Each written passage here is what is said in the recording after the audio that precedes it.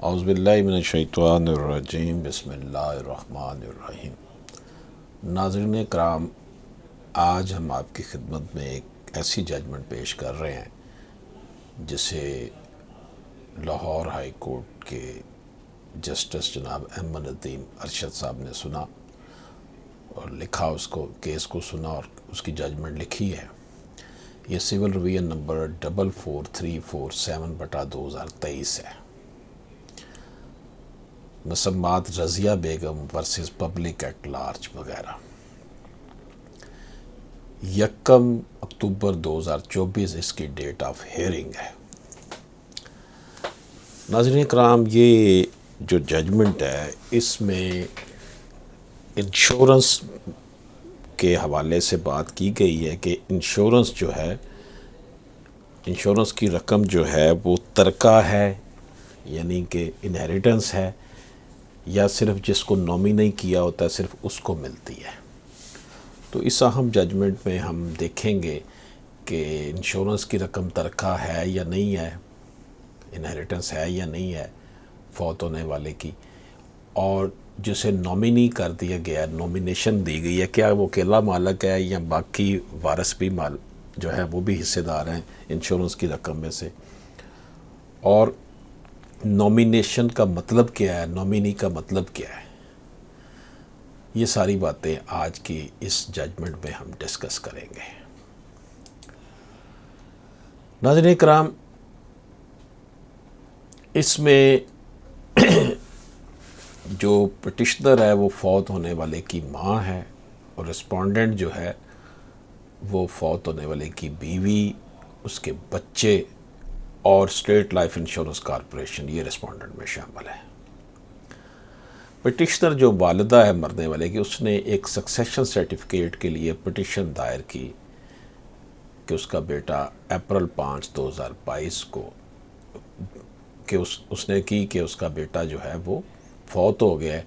उसने ये 5 अप्रैल 2022 को पिटिशन दायर की कि उसको सक्सेशन सर्टिफिकेट दिया जाए। अब जो उसका बेटा था खातून का, जहांगीर खान उसका नाम, उसने एक इंश्योरेंस पॉलिसी ली थी 10 लाख की स्टेट लाइफ इंश्योरेंस कॉरपोरेशन से, जिसमें उसने नॉमिनी बनाया था अपनी बीवी को, जो कि इस केस में रिस्पोंडेंट नंबर 2 थी। अब जो माँ है रज़िया, मसम्मात रज़िया बेगम, उसका ये दावा है कि वो भी अपने बेटे की इंश्योरेंस पॉलिसी की रकम में 1/6 की जो है वो हिस्सेदार है, 1/6 हिस्से की। ट्रायल कोर्ट ने जो है ना उसकी एप्लीकेशन को डिसमिस कर दिया और कहा कि सारी की सारी रकम बीवी जो नॉमिनी है उसको दी जाए।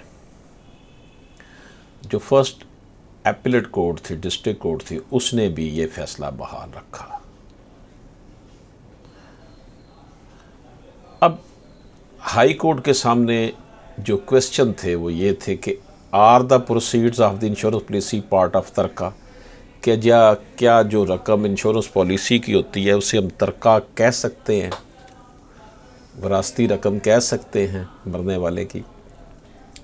दूसरा जो इशू अदालत के सामने था वो ये था कि can a nominee exclude all legal heirs and does the nomination operate as a gift और अ विल, क्या जिसको नॉमिनी बनाया गया वो तमाम दूसरे जो शरई वारसान हैं वो उनको निकाल देता है, वो अकेला ही उस चीज़ का वसूल करने वाला मालक बन जाता है।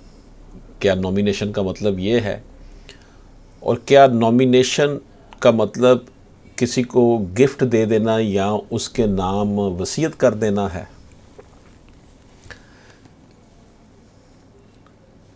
एक और जो क्वेश्चन अदालत के सामने इस सवाल के हवाले से था कि क्या नॉमिनी सिर्फ एक रकम का कलेक्ट करने वाला है और उसे वो रकम तमाम शरई वारसान में तकसीम करनी चाहिए उनके हिस्सों के मुताबिक। अब यहाँ पर नाज़रीन इकराम, अदालत ने जो है ना वो जो डिफ़ाइन किया कि नॉमिनेशन किसे कहते हैं, नॉमिनी किसे कहते हैं। Nominee acts on behalf and other holding assets for the benefit of the actual honour.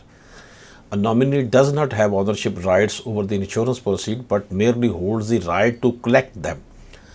अब नॉमिनी का जो मतलब है, जो कानून ने जो बनाया है इसका मतलब वो ये है कि नॉमिनी जो है ना वो मालिक नहीं होता,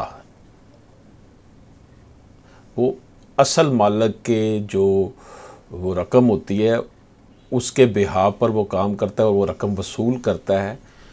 a nominee does not have ownership rights, उसके पास ऑनरशिप के राइट्स नहीं आ जाते, सिर्फ वो उसको ये कलेक्ट करने का राइट है। इस हवाले से सुप्रीम कोर्ट ऑफ पाकिस्तान ने बहुत सी जजमेंट का सुप्रीम कोर्ट ऑफ पाकिस्तान ने दी हैं, जिनमें PLD 1974 SC 185 confirmed that a nomination does not operate as a gift or will and does not deprive other heirs of their legal rights to inherit। ये PLD 1974 SC 185 में supreme court ने करार दिया है कि नॉमिनेशन का मतलब ये नहीं है कि वो गिफ्ट मिल गया उसको या वसीयत के मुताबिक उसको रकम मिल गई, बल्कि और ये नहीं है कि वो दूसरों को जो लीगल इनहेरिटेंस हैं, कानूनी वारसा ने उसको उससे निकाल दिया जाए। नॉमिनली सिर्फ एज ए ट्रस्टी काम करता है, सिर्फ रकम को उसने वसूल करना है और जो जो लीगल हेयर्स हैं उनमें तकसीम करना है।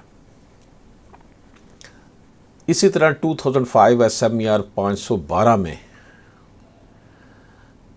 reinforce the idea that life insurance proceeds are part of disease, estate और तरका to be shared among legal heirs। इसमें यह कहा गया है कि ये जो इंश्योरेंस की रकम है ये मरने वाले का तरका है और उसके तमाम शरई वारसान में तकसीम होनी चाहिए। अब लाहौर हाई कोर्ट ने जो फैसला दिया जिसकी हम बात कर रहे हैं कि insurance policy proceeds do fall within the ambit of तरका and are subject to distribution among legal heirs, कि जो इंश्योरेंस पॉलिसी है वो एक किस्म का तरका है और उसको तमाम वारसान में तकसीम होना चाहिए। लाहौर हाई कोर्ट ने यह भी करार दिया the nominee cannot exclude other heirs from their rightful share. जो नॉमिनी होता है, किसी को अगर नॉमिनी मुकर्रर कर दिया जाता है तो उसका मतलब ये नहीं कि बाकी लोगों का हिस्सा उसमें से ख़त्म हो गया। Nominee role is to collect the funds for the benefit of all heirs. Nominee का जो रोल है वो तमाम जो लीगल हेयर्स हैं उनके उनको रकम अदा करना है। The court overruled the decision of lower courts establishing that the petitioner is entitled to her rightful share of the insurance proceeds। जो निचली अदालतों ने यह फैसला किया था, अदालत ने उसे कालादम करार दिया।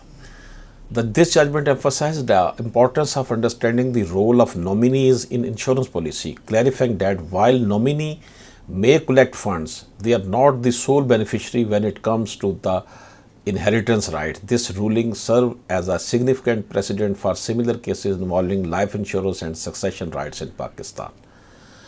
तो नाज़रीन इकराम, ये आपकी खिदमत में हमने इस हवाले से बात की कि ये मामला क्या था कि सिविल रिवीजन वरासती सर्टिफिकेट के इजरा के लिए हवाले से यहाँ दायर की गई हाई कोर्ट पे। निचली दोनों अदालतों ने उसे मुस्तरद कर दिया। दरख्वास्त गुजार ने वरासती सर्टिफिकेट के इजरा के लिए दरख्वास्त दायर की जिसमें यह बयान किया कि उसका बेटा मोहम्मद जहांगीर 5/4/2022 को इंतकाल कर गया, जिसने अपनी ज़िंदगी में पाकिस्तान की कोई स्टेट लाइफ इंश्योरेंस कॉरपोरेशन से 10 लाख रुपए की बीमा पॉलिसी हासिल की थी। लिहाजा वो अपने बेटे की माँ होने के नाते पॉलिसी की रकम 1/6 हिस्से की विरासत का हक रखती है। ट्रायल कोर्ट ने इसकी दरख्वास्त का जवाब जो है वो उसका फ़ैसला कर दिया। 14/3/2023 को उससे मुस्तरद कर दिया और जवाब दहिंदा नंबर 6 को हदायत की, यानी इंश्योरेंस कंपनी को हदायत की कि वो बीवी को बीमा की सारी रकम अदा करे जो कि नामजद है। इसके अलावा अपील दायर की गई 16/6/2023 को, वो भी मुस्तरद हो गई। अब अदालत ने कहा ये रिकॉर्ड का मामला है कि मोहम्मद जहांगीर खान 5/4/2022 को इंतकाल कर गया। इसके पीछे उसकी माँ यानी रज़िया बेगम उसकी बेवा, उसकी एक बेटी और 2 बेटे जो हैं वो हैं। वाज़े तौर पर मरहूम मोहम्मद जहांगीर खान ने अपनी ज़िंदगी में पाकिस्तान की स्टेट लाइफ इंश्योरेंस कॉरपोरेशन से एक बीमा पॉलिसी खरीदी थी, जिसमें उसने अपनी बीवी को नामजद किया था। दरख्वास्त गुज़ार वरासत सर्टिफिकेट के इजरा की दरख्वास्त दायर करते हुए दावा किया कि मरहूम की माँ होने के नाते बीमा की रकम में 1/6 हिस्से की वरासत का हक़ रखती है, जबकि मरहूम की बीवी ने इस हक़ की तरदीद की कि वो नामजद होने की वजह से पूरी बीमा पॉलिसी की रकम लेने की हकदार है। अदालतों ने दरख्वास्त गुज़ार को इस बुनियाद पर मुस्तरद कर दिया कि बीमा पॉलिसी की रकम तरका के दायरे में नहीं आती, और ये नतीजा सिंध हाई कोर्ट के एक मुकदमे के फ़ैसले की रोशनी में निकाला गया, जहां वफाकी शरई अदालत के PLD 2020-263 और दीगर फैसलों में यह तय किया गया था कि बीमा की रकम कानूनी वर्सा को वरासत में नहीं दी जाएगी, बल्कि सिर्फ नामजद को वसूली का हक़ है।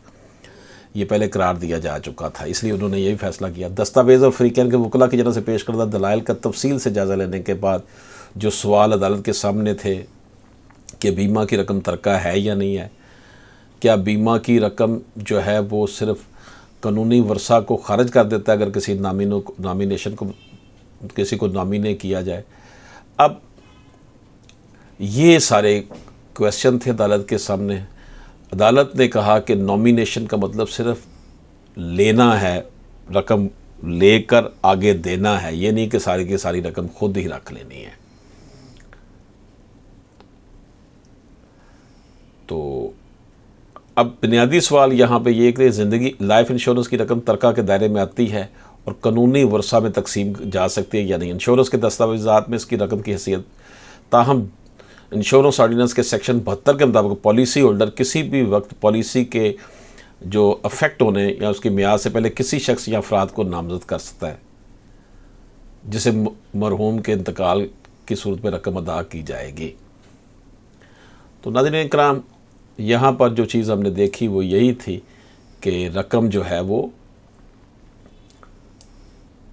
वसूल बेशक बीवी करे, लेकिन वो माँ को भी उसमें से 1/6 हिस्सा मिलना था और मिला। अदालत ने ये फ़ैसला किया कि जो नामज़द है वो सारी रकम खुद नहीं रख सकता। इंश्योरेंस की आमदनी मुतवफ़ी के असासों में शामिल और इसकी तकसीम तमाम कानूनी वर्सा के दरमियान होगी। नामज़द बीवी सिर्फ पॉलिसी की रकम को जमा करने का हक़ रखती है, इससे दूसरे वर्सा के हकूक़ मुतासर नहीं होते। इजाज़त दीजिए, अल्लाह हाफ़िज़।